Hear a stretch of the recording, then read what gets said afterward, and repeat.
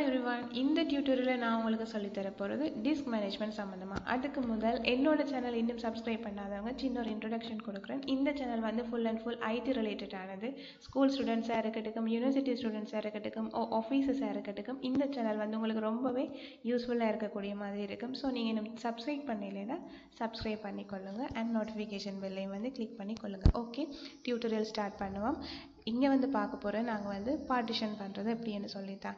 நீங்கள் ஒரு லேப் ஒன்று புதுசாக வாங்கியிருப்பீங்க அல்லது ஆப்ரேட்டிங் சிஸ்டம் போட்டிருப்பீங்க. அப்படி பார்த்தீங்கன்னா உங்களோட டிவைஸில் வந்து லோக்கல் டிஸ்க் சி மட்டும்தான் இருக்கும். அதாவது உங்களோட ஹார்ட் டிஸ்க் ஸ்டோரேஜ் வந்து சி மட்டும்தான் இருக்கும்.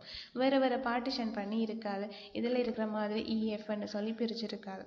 இந்த டைமில் நாங்கள் வந்து பார்ட்டிஷன் பண்ணணும். ஏன்னு சொல்லி பார்த்தோம்னு சொன்னால், ஃபர்ஸ்ட் பாயிண்ட் வந்து உங்களோட லேப் வந்து கமனாக யூஸ் பண்ணுறவங்களா இருந்தால், சம்டைம் நீங்கள் வந்து ஒரு ஸ்டூடெண்ட்டாக இருப்பீங்க, உங்களுக்கு ஒரு தனியாக ஒரு இடம் வேணும்.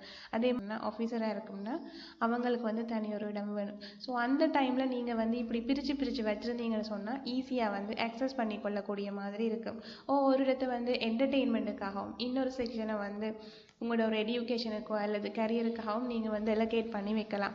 இன்னொரு ஆப்ஷன் இருக்குது. என்னென்னா, நீங்கள் வந்து உங்களோட விஷயங்களை வந்து சம்டைம் ப்ரைவசியாக கீப் பண்ண வேண்டியிருக்கும். அந்த டைமில் நீங்கள் வந்து அந்த டிரைவுக்கு வந்து லாக் பண்ணி கொள்ளலாம், மற்ற வந்து கொமனாக விடலாம். அப்படியான பர்பஸுக்கும் நாங்கள் வந்து டிஸ்க் வந்து பார்ட்டிஷன் பண்ணுவோம்.